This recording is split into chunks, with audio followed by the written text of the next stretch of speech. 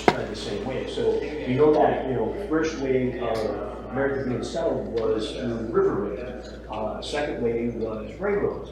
So if you look at early, settlers and the way they moved, people got to Chicago through, once the Erie Canal was done, that was, the main impetus to, get people to the Great Lakes.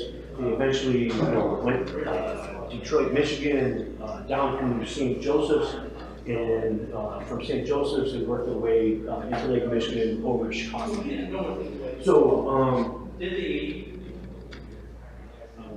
So we know in 1857 that baseball rules were pretty much codified nationally. So, as we look at the game in Chicago in 1857, we know that games were being played before 1857. What kind of games were they playing then? Was it a town ball kind of game? Was it a rounders kind of game? Was it a baseball type of game? So what I took upon myself is, kind of go back, look at these areas of settlement and what happened. Go back here. So like Illinois itself is settled by three distinct settlers. So the northern portion we know came from Western New York, Western Massachusetts. The middle portion of Illinois was settled by Virginians and people from Appalachia. And I've since gone on to find the piece in 1867 talking about the 200th anniversary of the town being settled in Virginia, and they played the old game of round time. So that dates baseball back into the 1600s in Virginia. So if those people settled into Springfield, we now know that Springfield had mention of baseball being played in 1834. We also know Alton had a game played in 1832, and we also know Rockford had a game played in 1838. So, how did baseball get to these places? And were they a similar game or distinct in the region that they came from? So, old belief, up to this point is, baseball came from New York, Boston, or Philadelphia. We can since add Virginia into that. And one thing I've done is, kind of go back and look how things have traveled, look at Indians. Indians are also known to be playing bat and ball games. We know the similarity between, say, hockey and lacrosse and shinny, which were all basically Indian games. The Jesuits saw the Iroquois playing back in the 1600s playing lacrosse, which was a bat and ball game. We've since found that in Virginia in the 1600s, it was written that the Creek Indians were playing a bat and ball game, which was similar to like old cat. So it was basically two bases, one guy pitching to another guy and another back and forth between the bases. We know that when the Quakers helped move the Acacians from Canada down to New Orleans, it was mentioned in their journals that as upon arriving in New Orleans, the Choctaw Indians were playing a version. It was a kind of a hybrid version of lacrosse and baseball. It was a baseball game played with two bats, but the whole idea is hit the ball in the goal and then run, score runs after you hit the ball in the goal. So it's kind of a hybrid. So, my guess is all this stuff is, kind of combined at some point. And with the Indian games, we now know that Columbus didn't discover America. Vikings came in the 10th century, and maybe Vikings brought the game in the 10th century and taught Indians how to play, and then in turn, the English settlers came and they learned the different variation. This is all theoretical and stuff, and actually, I'm teaching a baseball course at the University of Chicago, and that's what this whole class is about, is how baseball came to the United States and how it was spread and who brought it. There are no right answers, because anything pre-1850, any mentions of baseball are just kind of casual references. Think of, if you had a family party, you guys had a pickup softball game, Chicago Tribune's not going to cover.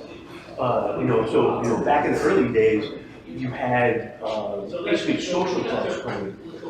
So baseball back then was either the center of a town party, some celebration, churches played. That's what got me looking at Quakers because, Quakers as a religion are all about having fit bodies.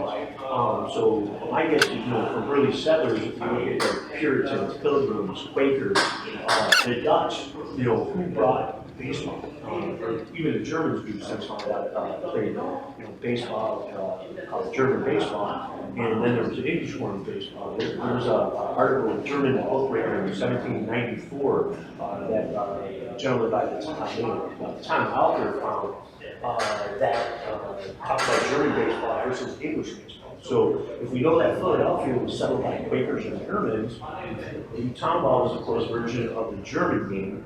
And Pilgrims settled in England or in New England, it looked like a normal English game. Maybe that's a different variation. We still haven't come to that point. We have to find 100 references to back up any of these claims. But it just kind of gets you thinking about how baseball is spread. I'm also involved in a project. Anyone ever heard of the Protoball project? Familiar with that? So I've been involved with that pretty much since the very beginning. Larry McCrae, he's a professor at MIT, started compiling any mention of baseball. The whole purpose of starting Protoball was to disprove the double A game, which has been since smashed and shattered at this point. But if you get a chance, it's protoball.org. It's basically a chronology of bat and ball games being mentioned over the course of history. So, being played in Mexico, being played in Egypt. The earliest known bat and ball game was Egyptian women playing bat and ball. It's a great reference. It's real easy to read.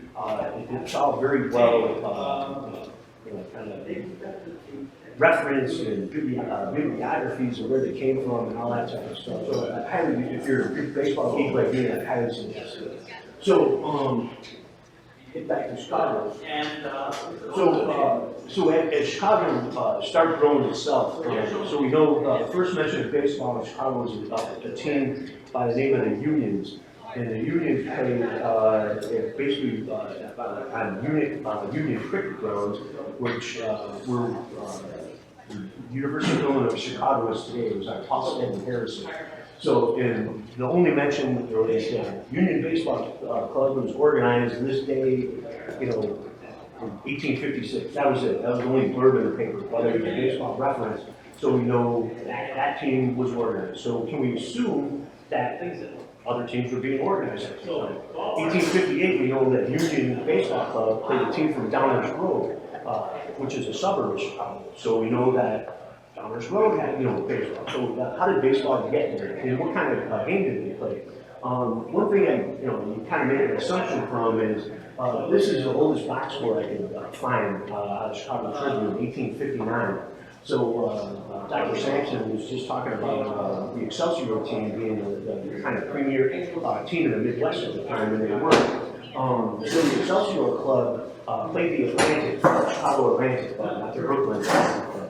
So what we can assume by looking at this box score is early Chicago teams that were forming were basically kind of emulating the New York game. Not so much, we don't know if they're playing the 1857 rules that were adopted, but one can assume so because every Chicago team that was formed kind of took a New York name. So, Chicago Atlantics, Lake Michigan's nowhere near the Atlantic, and Excelsiors were, one of the more successful teams in New York.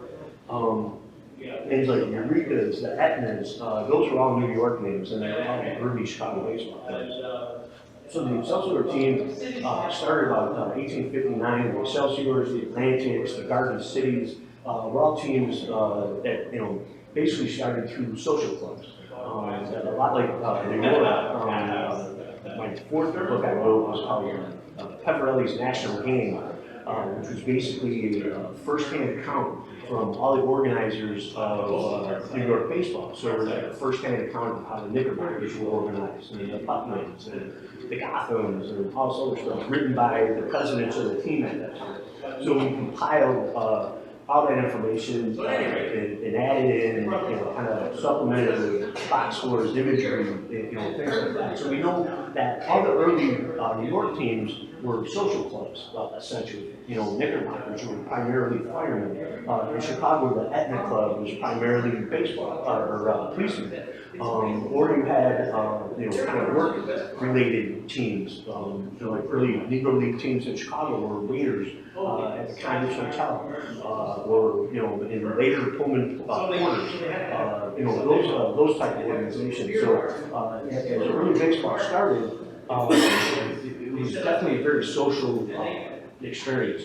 And within these social clubs, it was kind of like set up how high schools are today. So, you know, these social clubs had upwards to, you know, Knickerbockers had 900 members in the Knickerbocker Club. So, in the Knickerbocker Club, as well as Chicago clubs, you had your elite team. Your first 9, you had your second 9, which was, you know, kind of like, not so much the scrubs, but, you know, your elite 9 would play the flag game. Your second 9 would play the bound game. Then you have your junior clubs. So, junior club was basically young kids, 14 to 18. And then within the organization itself, they would play intramural games. So members that were not on the elite clubs would play amongst themselves, just like, you know, how it's set up in high school. You have varsity, junior varsity, or intramural. So, you know, and it's very similar to how baseball's set up today with the minor league system, where, you know, as you get better, you move up the, you know, ladder. So this all existed, you know, as early as 1850s, how that was set up. So anyway, the Celtics were the first Chicago champions in baseball, 1859. So, you know, one of the discussions, you know, the VBBA, when I was involved a few years back, on the board, and I edited the ball players chronicle, is even back then everyone thought about stealing. You know, did stealing exist? Did stealing not exist? And, you know, one of the things that you know, us researchers do is kind of, you know, look for stuff like that. You know, the first triple play we found was in 1857. You know, stealing did exist back in the 1850s. You know, much to the chagrin of a lot of baseball reenactors.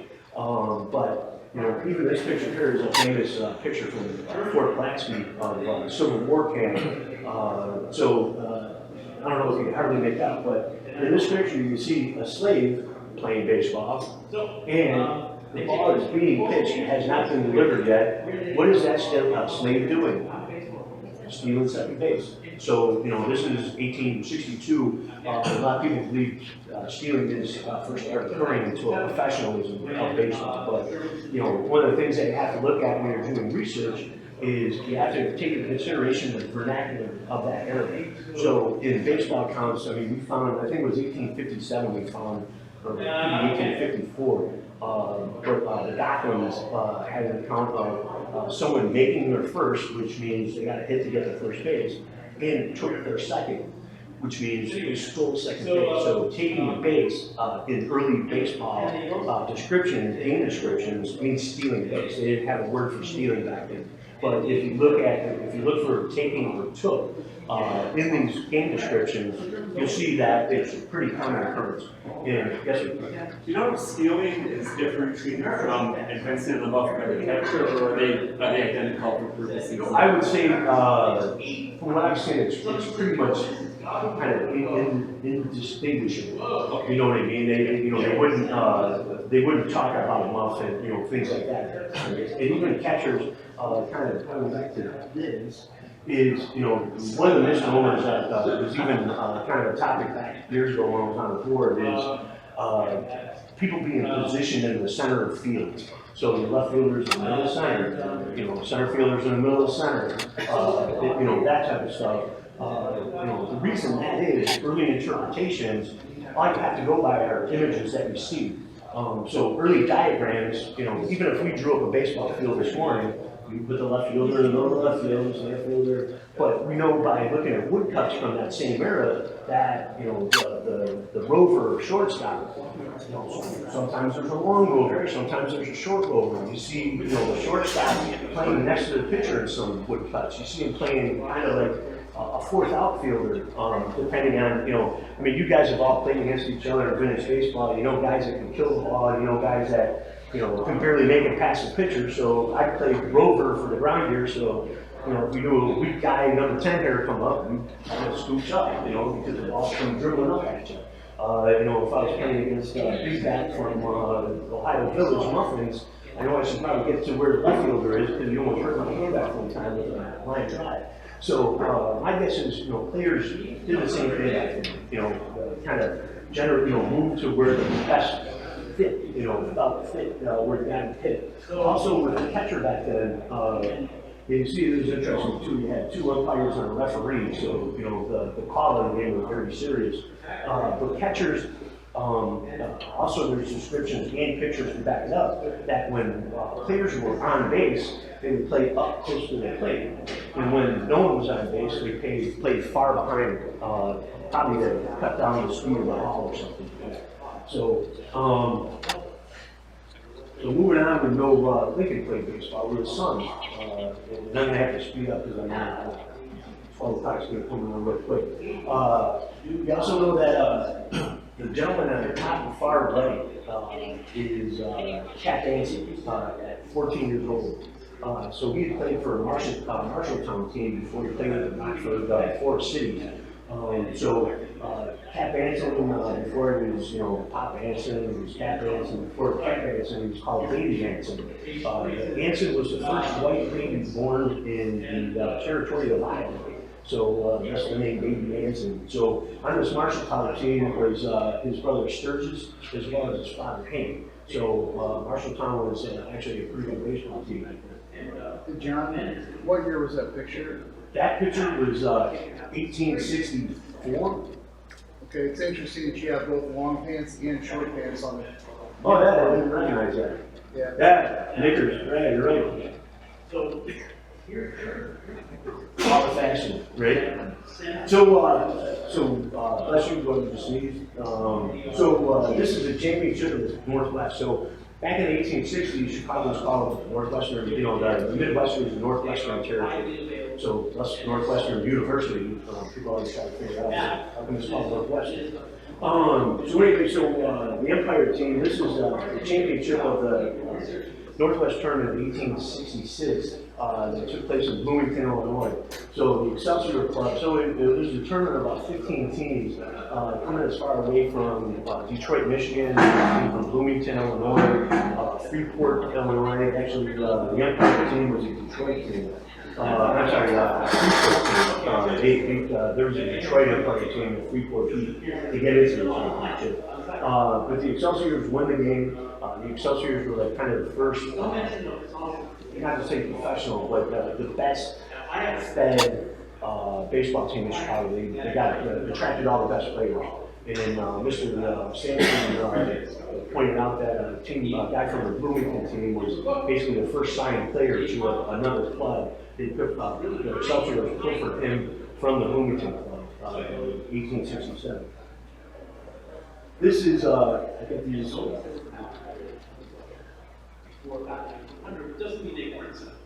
right, so for the Nationals, this is significant due to the fact that the National Club out of Washington in 1867 was the first team to kind of go on a national tour. So they went across country and challenged all the best teams in Chicago and St. Louis and Detroit and beat them all handily. So what I put this in here was the Forest City team had a young pitcher, Rockford Forest City had a young pitcher by the name of Albert Spalding, and Cap Anson was also on that team in 1867. So as the Nationals rolled through Chicago, they played 3 games, one against the Forest Cities, one against the Atlantic Club, and one against the Excelsiors. So a little bit of background, the Excelsiors constantly beat the Forest City team every time they played. They played like 2-3 times a year, they beat them every time. And so the Forest Cities beat the Nationals 28-25. And it was the Nationals' first loss on the tour. They played some 60 games, they had 1 loss. And it was to Al Spalding and Rockford Forest City team. So that being said, the Nationals beat the Atlantics like 56-12 or something like that, ridiculous. So the third game was the Nationals against the Excelsiors. So, gambling was, prominent way back then. So all the big money was on the Excelsiors because people that were gamblers knew the Excelsiors beat the Forest Cities. So chances are they should be able to beat the Nationals as well. So what happened was the Nationals won 48-4. And the next day, all over the Tribune was Excelsiors threw the game, and the gamblers were involved. So it was basically the first, gambling, problem that we had in baseball going back to 1867. So people was going to think that stuff. And over the course of time, like even into the 1880s, gambling in baseball, there was a lot of players that were suspended.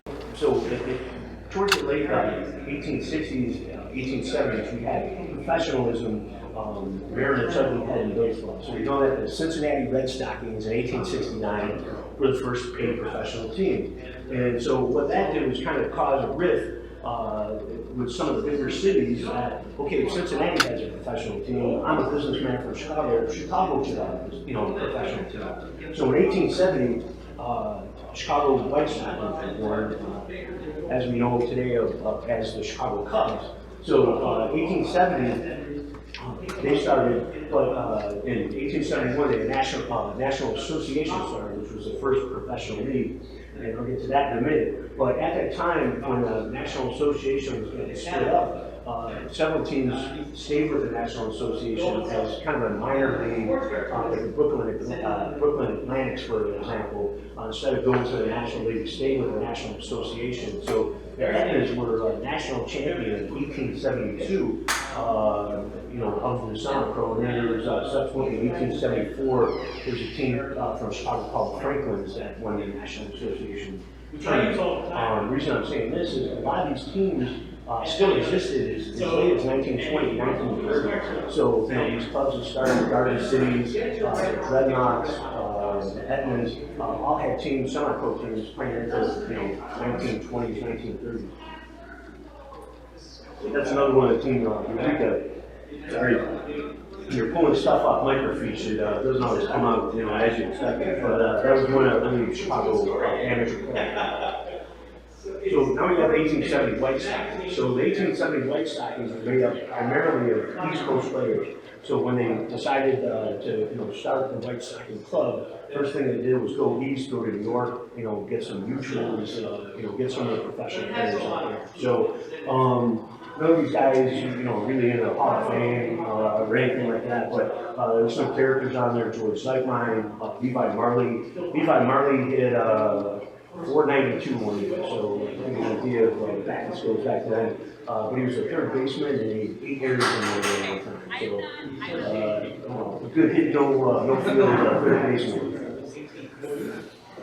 So this gives you an idea of what professional teams do against non-professional teams. So in 1870, White Stockings basically invented the spring training. So 1870, what they decided to do as a promotional thing is to take the train all the way down to New Orleans, and along the way they make stops in towns like Kankakee, Illinois, Memphis, anything that was down the line.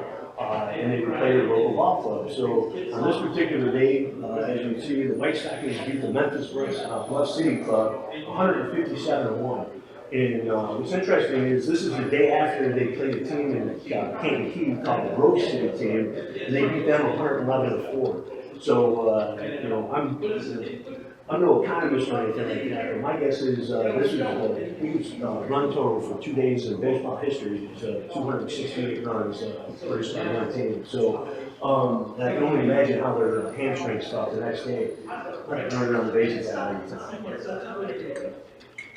So here's another, it's hard to see, but there's another Aetna box score, and I put this up there. This is early 1870s to show how prominent baseball was in the papers and in public interest. So not only did you have the professional clubs getting newspaper time, but you also had a lot of these semi-pro teams, especially the better ones, would get some play in the paper as well. And you have to keep in, kind of consideration that this was basically the only form of entertainment back then. Going to a ball game.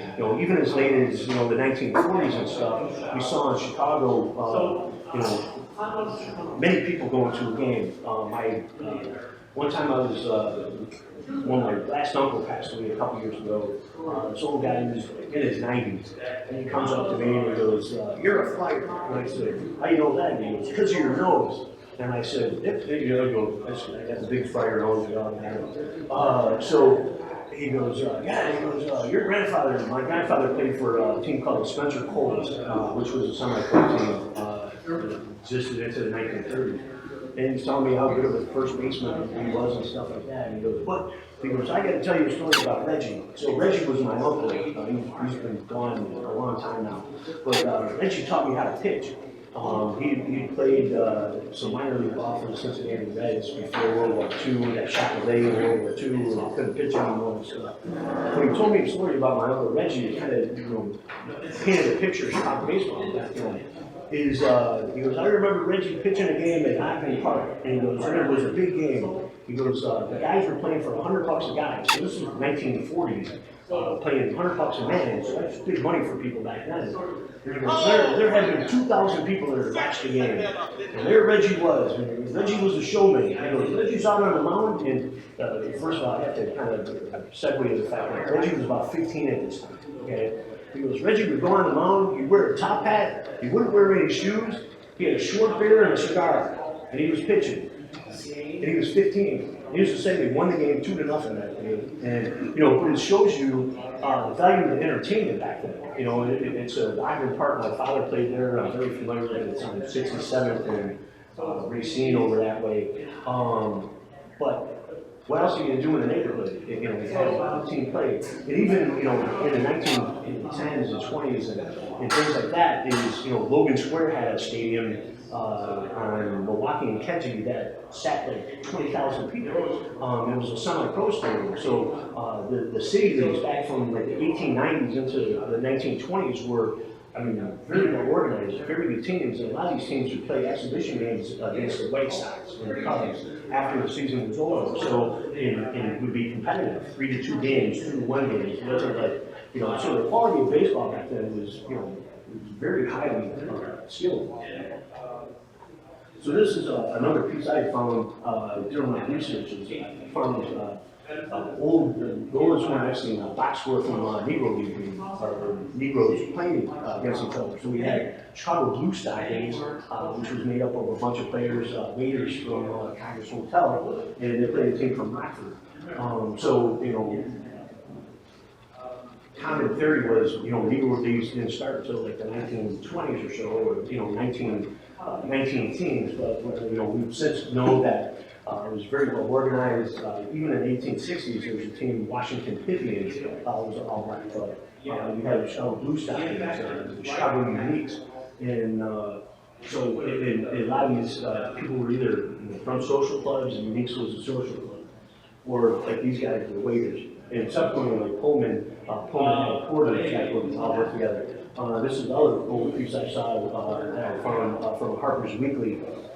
This is at Hampton University from 1874. So you know that in 1874 there was a college team organized enough to have some decent uniforms, and enough money to have a woodcut made up. So like I said, it was pretty prevalent. And going back to that Fort Pulaski picture, we saw a slave stealing second base. So this is Chicago White Stockings post-fire.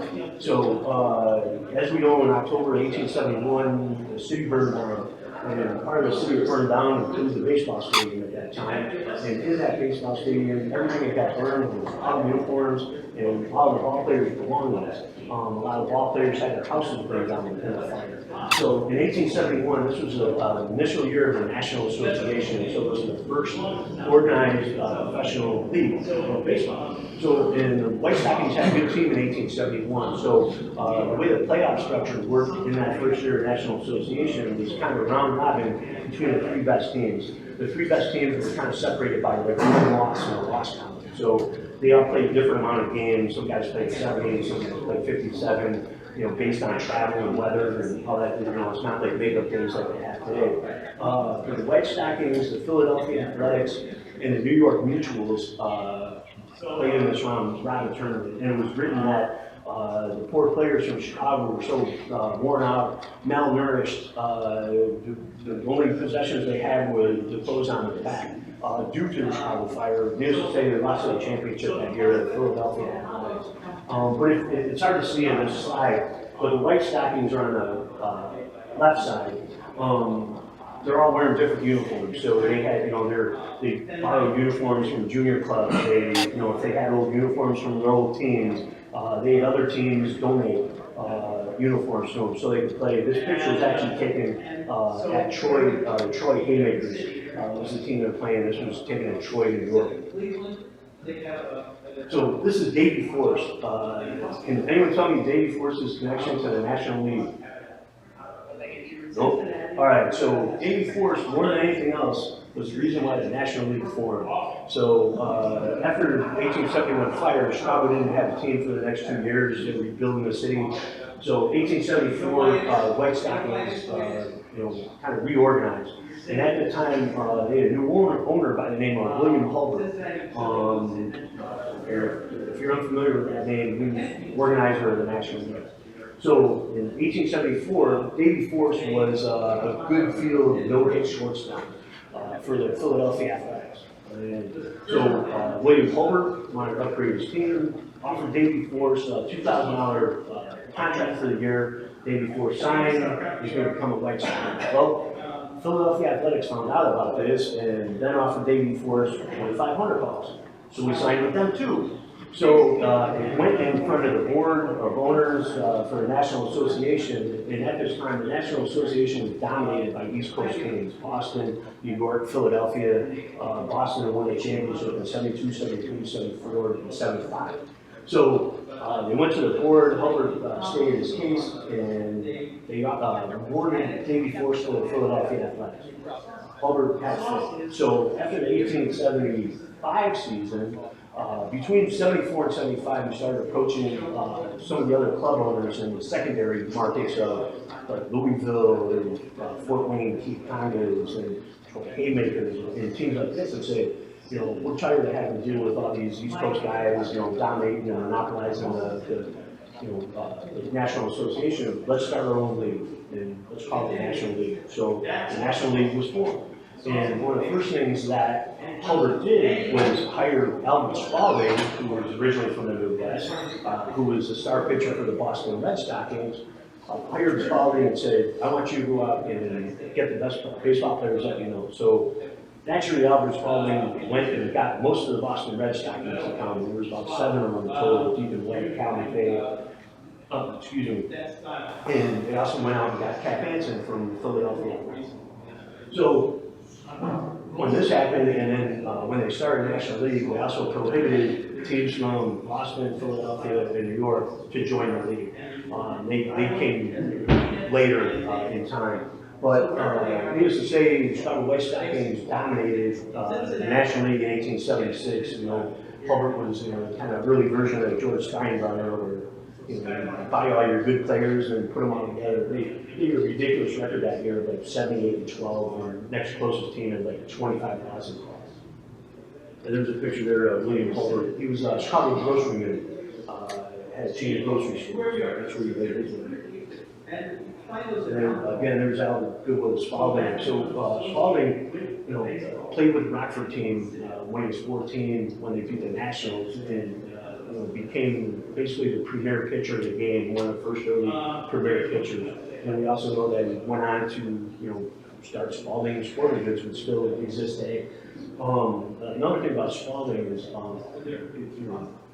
one of the theories of Doubleday and the invention of baseball has a lot to do with Spalding as well. So, because back when it was in 1911 when they had the Mills Commission, a lot of the Mills Commission testimony was based on what Albert Spalding had said.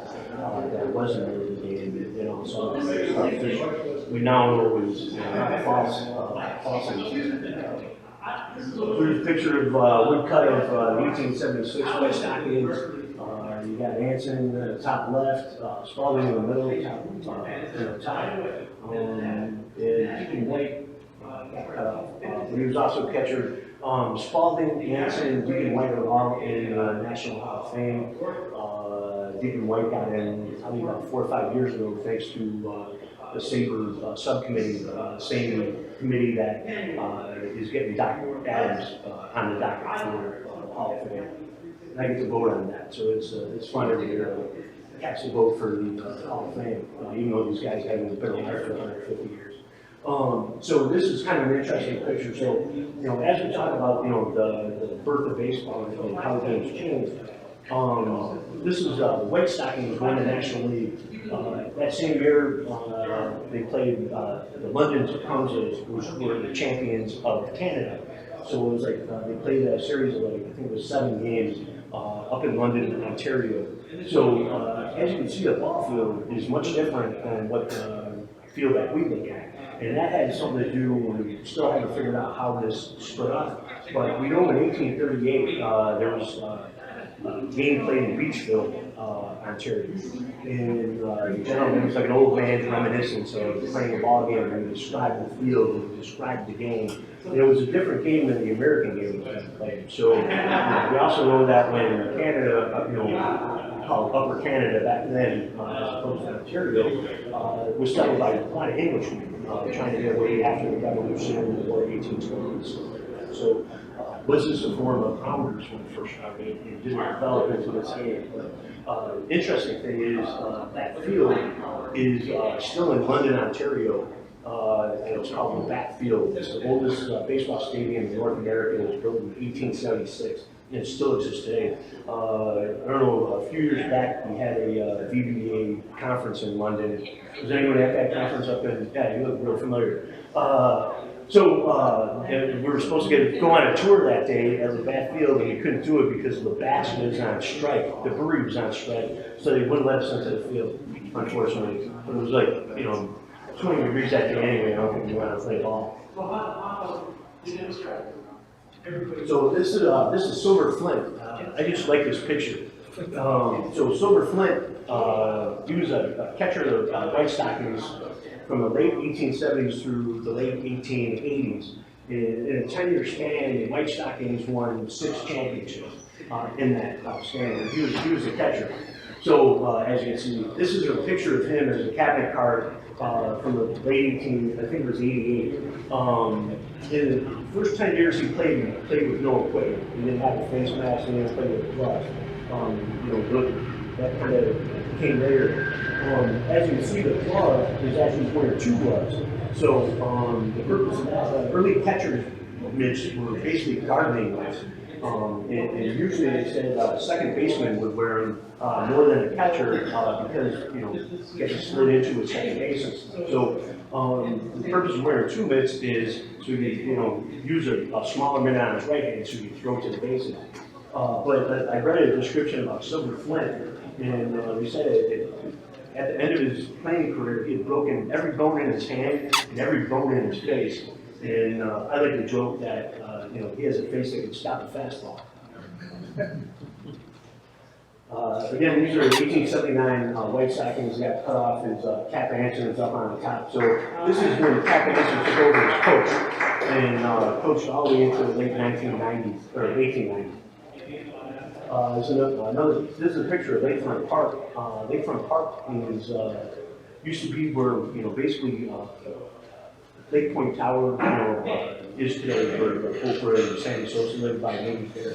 It was right on the lakefront, close to like where the Columbia Yacht Club is.